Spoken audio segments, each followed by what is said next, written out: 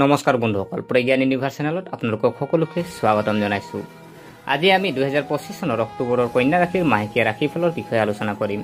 এই মাহত আপোনাৰ স্বাস্থ্য, কেৰিয়াৰ, ব্যৱসায়, প্ৰেম, বিবাহ, বিত্ত আৰু পাৰিবাৰিক জীৱন কি পৰিৱৰ্তন আহিব আৰু আপুনি কি কি বিষয়ত বিশেষ গুৰুত্ব দিব লাগিব তাৰ বিশদ বিশ্লেষণ আগবঢ়াম। প্ৰিয় দৰ্শক, গ্ৰহৰ গতিবিধিৰ ওপৰত ভিত্তি কৰি অক্টোবৰ মাহটো কন্যা ৰাশিৰ বাবে বহু দিশত বিশেষ হ'ব। কিছুমান গ্ৰহে অগ্ৰগতি আৰু সফলতাৰ পথ প্ৰশস্ত কৰিব, আন কিছুমানে সাৱধানতা অৱলম্বন কৰিব। গতিকে 2025 চনৰ অক্টোবৰৰ কন্যা ৰাশিৰ মাহেকীয়া ৰাশিফলৰ পৰা আৰম্ভ কৰোঁ আহকচোন। প্ৰথমতে জানো আহক স্বাস্থ্য। অক্টোবৰৰ মাহত আপুনি গড় হিচাপতকৈ উন্নত স্বাস্থ্যৰ ফলাফল লাভ কৰিব পাৰে। আপোনাৰ আৰোহী আৰু আপোনাৰ স্বাস্থ্যৰ ঘৰত শাসন কৰা বুধ গ্ৰহই গোটেই মাহটো উল্লেখযোগ্য ভূমিকা পালন কৰিব। 24 অক্টোবৰলৈকে বুধ গ্ৰহই আপোনাক সহায় কৰিব, কিন্তু তাৰ পিছত ই সামান্য দুৰ্বল হৈ পৰিব, যাৰ ফলত আপোনাৰ স্বাস্থ্যৰ সম্ভাৱ্য উঠানমা হ'ব। সম্ভাৱ্য স্বাস্থ্যজনিত সমস্যা যদি চোৱা হয়, পূৰ্বতে হৃদযন্ত্ৰ বা হাওঁফাওঁৰ সমস্যা থকাসকলে 24 অক্টোবৰৰ পিছত বিশেষ সাৱধানতা অৱলম্বন কৰিব লাগিব। পশ্চাদগম শনি সপ্তম স্থানত আছে। শনিয়ে যৌনাংগ আৰু কঁকালৰ তলৰ অংশত অস্বস্তিৰ সৃষ্টি কৰিব পাৰে। ষষ্ঠ স্থানত ৰাহুৰ প্ৰৱেশও হয়তো অসুস্থতাৰ ভ্ৰমণৰ সৃষ্টি কৰিব পাৰে। কেতিয়াবা এনে লাগিব পাৰে যে আপোনাৰ কোনো গুৰুতৰ ৰোগ আছে, কিন্তু পৰীক্ষাত কোনো উল্লেখযোগ্য একো দেখা নাযায়। যদি আপোনাৰ ইতিমধ্যে কোনো অসুখ আছে, তেন্তে সঠিক চিকিৎসা ক্ৰমান্বয়ে ইয়াৰ উন্নতি সাধন কৰিব। 9 অক্টোবৰৰ পিছত শুক্ৰই আপোনাৰ লগ্নত প্ৰৱেশ কৰিব, যাৰ ফলত আপোনাৰ স্বাস্থ্যৰ প্ৰতি আস্থা বৃদ্ধি পাব। সময়মতে আপুনি আপোনাৰ ঔষধ খাওক আৰু যোগ, প্ৰণায়াম আৰু ধ্যান আপোনাৰ দৈনন্দিন জীৱনত অন্তৰ্ভুক্ত কৰক। শনিবাৰে শনিদেৱক পূজা কৰিলে তিল তেল আগবঢ়াওক। কেৰিয়াৰ আৰু ব্যৱসায় যদি চোৱা হয়, এই মাহত কন্যা ৰাশিৰ বাবে কেৰিয়াৰ আৰু ব্যৱসায়ৰ ক্ষেত্ৰত বহুতো ভাল সুযোগৰ উন্মেষ ঘটিছে। আপোনাৰ কেৰিয়াৰৰ ঘৰ আৰু লগ্ন প্ৰভু বুধৰ প্ৰভাৱ এই মাহত অতি বিশেষ হ'ব। নিয়োজিত জাতক জাতিকাৰ বাবে যদি চোৱা হয়, 1 অক্টোবৰৰ পৰা 3 অক্টোবৰলৈকে বুধ গ্ৰহ আপোনাৰ লগ্নত থাকিব আৰু এই পথটোৱে নতুন চাকৰি সুযোগ আনিব পাৰে। 3 অক্টোবৰৰ পৰা 24 অক্টোবৰলৈকে দ্বিতীয় স্থানত থাকিব বুধ। ইয়াৰ ফলত কৰ্মস্থাপনত থকাসকলৰ বাবে পদোন্নতি বা স্বীকৃতি আহিব পাৰে। কিন্তু ষষ্ঠ স্থানৰ প্ৰভু শনি ৰেড গ্ৰেড, গতিকে কামৰ বোজা অলপ বৃদ্ধি পাব পাৰে। লক্ষ্য পূৰণৰ বাবে আপুনি অধিক কষ্ট কৰিব লাগিব। ব্যৱসায়িকসকলৰ বাবে যদি চোৱা হয়, এই মাহত ব্যৱসায়ত গড় হিচাপতকৈ ভাল লাভ সম্ভৱ। বৰ্তমানৰ কামত আপুনি ভাল ফলাফল লাভ কৰিব পাৰে, কিন্তু নতুন চুক্তি বা বৃহৎ বিনিয়োগৰ সৈতে বিপদৰ পৰা আঁতৰি থাকক। এই বিষয়ে বিবেচনা কৰক। অংশীদাৰিত্বৰে কৰা কাম অলপ মানসিক চাপৰ হ'ব পাৰে।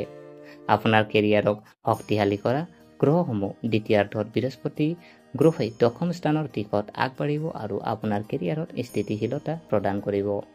27 অক্টোবৰৰ পিছত মংগল গ্ৰহ তৃতীয় ঘৰলৈ স্থানান্তৰিত হ'ব, যিয়ে কৰ্মক্ষেত্ৰত শক্তি আৰু সাহস প্ৰদান কৰিব। প্ৰেম, বিবাহ আৰু সম্পৰ্ক যদি চোৱা হয়, পঞ্চম স্থানৰ অধিপতি শনি পশ্চাদমুখী আৰু দুৰ্বল, গতিকে প্ৰেমৰ সম্পৰ্কত উত্তেজনা বা দূৰত্ব থাকিব পাৰে। বাৰে বাৰে হঠকাৰিতা আৰু ভুল বুজাবুজিয়ে সম্পৰ্ক দুৰ্বল কৰি তুলিব পাৰে। শুক্ৰই সহায়ক হ'ব, গতিকে পাৰস্পৰিক বুজাবুজিৰ জৰিয়তে সম্পৰ্ক ৰক্ষা কৰিব পৰা যাব। 15 অক্টোবৰৰ পিছত পঞ্চম স্থানত বৃহস্পতিৰ দিশটোৱে প্ৰেমৰ সম্পৰ্কত ইতিবাচকতা আনিব। বিবাহ আৰু বিবাহিত জীৱন যদি চোৱা হয়, সপ্তম স্থানত পশ্চাদগামী শনিৰ উপস্থিতিয়ে বিবাহিত জীৱনত উত্থান পতন আনিব পাৰে। স্বামী স্ত্ৰীৰ মাজত কাজিয়া আৰু মতানৈক্য হ'ব পাৰে, কিন্তু মাহৰ দ্বিতীয়াৰ্ধত সপ্তম স্থানৰ অধিপতি বৃহস্পতিয়ে উচ্চ পদবীয়ে বৈবাহিক জীৱনৰ উন্নতি সাধন কৰিব। এই সময়ছোৱাত নতুন বিবাহ সম্পৰ্কৰ কথাও সফল হ'ব পাৰে। বিত্ত আৰু সম্পদ যদি চোৱা হয়, 2025 চনৰ অক্টোবৰ মাহটো আপোনাৰ বাবে আৰ্থিকভাৱে স্বাভাৱিককৈ ভাল হ'ব। বৃহস্পতি মাহটোৰ তৃতীয়াৰ্ধত লাভৰ ঘৰত গোচৰ হ'ব। ইয়াৰ ফলত আপোনাৰ চাকৰি বা ব্যৱসায়ৰ পৰা আৰ্থিক লাভৰ সম্ভাৱনা সৃষ্টি হ'ব। আপোনাৰ পৰিয়ালক শক্তিশালী কৰিবলৈ ধন বুদ্ধিমান ৰূপে ব্যৱহাৰ কৰা হ'ব। মাহৰ আৰম্ভণিতে শুক্ৰ দ্বাদশ স্থানত থাকিব, যাৰ ফলত অপ্ৰয়োজনীয় খৰচ বৃদ্ধি পাব পাৰে। আনক দেখুৱাবলৈ বা আপ্লুত কৰিবলৈ অপ্ৰয়োজনীয় খৰচৰ পৰা বিৰত থাকক। 9 অক্টোবৰৰ পিছত খৰচ চলি থাকিব যদিও শুক্ৰৰ প্ৰভাৱত কিছুমান আৰামদায়ক সামগ্ৰী ক্ৰয় হ'ব পাৰে। দীৰ্ঘম্যাদী বিনিয়োগৰ বাবে এই মাহটো ভাল। ষ্টক মাৰ্কেট বা জল্পনা কল্পনাৰ দৰে বিপদজনক উদ্যোগৰ পৰা আঁতৰি থাকক। বন্ধু আৰু পাৰিবাৰিক জীৱন যদি চোৱা হয়, ধৰি লওক পৰিয়াল আৰু সম্পৰ্ক যদি চাওঁ, অক্টোবৰৰ মাহে পাৰিবাৰিক বিষয়ত সাৱধানতাৰ ইংগিত দিয়ে। পৰিয়ালৰ আমি পৰিস্থিতি যদি চোৱা হয়, 28 অক্টোবৰলৈকে মংগল গ্ৰহ তৃতীয় স্থানত থাকিব আৰু এই পৰিস্থিতিয়ে পৰিয়ালৰ সদস্যৰ মাজত বিবাদ আৰু তৰ্ক বিতৰ্কৰ সৃষ্টি কৰিব পাৰে। আপোনাৰ বাক্য নিয়ন্ত্ৰণ কৰাটো অত্যন্ত গুৰুত্বপূৰ্ণ। ভাই ভনীৰ সৈতে সম্পৰ্ক উত্তেজনা সম্ভৱ আৰু মাহৰ প্ৰথমাৰ্ধত বৃহস্পতি গ্ৰহই পঞ্চম দিশৰ সৈতে দ্বিতীয় গ্ৰহটোক দিশ দিব। ইয়াৰ ফলত পৰিয়ালৰ এজন বয়োজ্যেষ্ঠ সদস্যৰ পৰা সমৰ্থন আহিব আৰু উত্তেজনা হ্ৰাস পাব। চতুৰ্থ ঘৰৰ প্ৰভু অনুকূল অৱস্থানে ঘৰুৱা বিষয়ত ভাৰসাম্য ৰক্ষা কৰিব। সাধাৰণতে যদি চোৱা হয়, 2025 চনৰ অক্টোবৰ মাহত কন্যা ৰাশিৰ বাবে মিশ্ৰিত ফলাফল আহিব। প্ৰথম আৰু দ্বিতীয় ঘৰত সূৰ্যই প্ৰৱেশ কৰিব, যাৰ ফলত আত্মবিশ্বাস আৰু ব্যক্তিত্ব সামান্য দুৰ্বল হ'ব পাৰে। মাহৰ শেষত মংগল গ্ৰহই তৃতীয় স্থানত স্থান লাভ কৰি সাহস আৰু শক্তি প্ৰদান কৰিব। বিশেষকৈ মাহৰ দ্বিতীয়াৰ্ধত ৰাহুৱে সাধাৰণতে সহায় কৰিব আৰু দ্বাদশ স্থানত থকা কেতুৱে কেতিয়াবা বিভ্ৰান্তিৰ সৃষ্টি কৰিব পাৰে। আপুনি কিছু প্ৰতিকাৰ কৰিব পাৰে, যেনে ধৰি লওক প্ৰতিদিনে গা ধোৱাৰ পিছত কুমকুম মিহলি পানী আমি সূৰ্যদেৱক আপুনি আগবঢ়াব পাৰে। মংগলবাৰ আৰু শনিবাৰে হনুমান চলিচা পাঠ কৰা বা শনিবাৰে শনি মন্দিৰত গৈ আপুনি তিল তেল দান কৰিব পাৰে। শুক্ৰবাৰে পদুমৰ ফুল আপুনি সৈতে মন্ত্ৰ আপুনি জপ কৰি দেৱী লক্ষ্মীক আশীৰ্বাদ ল'ব পাৰে আৰু ঘৰত গালি গালাজ ব্যৱহাৰ কৰাৰ বিৰত থাকিব আৰু মিঠাকৈ খোৱাৰ অভ্যাস গঢ়ি তোলক।